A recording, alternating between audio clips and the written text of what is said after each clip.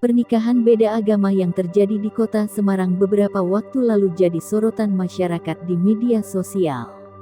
Pernikahan beda agama tersebut juga diunggah oleh di akun TikTok @sacha_alia dengan durasi video 13 detik. Dalam video nampak sepasang pengantin tengah mengikuti prosesi pernikahan di beberapa tempat. Mempelai wanita mengenakan jilbab, dan mempelai laki-laki mengenakan jas hitam.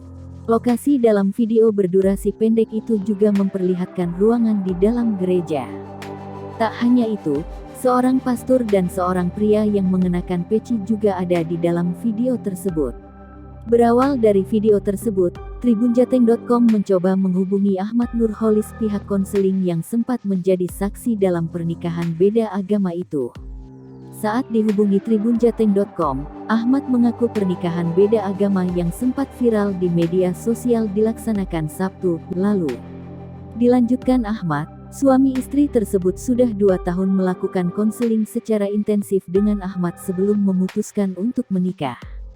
Sebagai konselor, Ahmad mengaku pasangan yang menikah Sabtu lalu menjadi pasangan ke-1425 yang menjalankan pernikahan beda agama. Menurutnya, persyaratan pernikahan beda agama sama seperti persyaratan pernikahan biasa.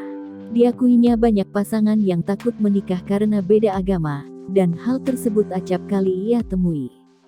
Sebenarnya fakta di lapangan ada yang paham terkait bisa menikah beda agama, namun ada pula yang tidak mau tahu karena tidak setuju adanya pernikahan beda agama.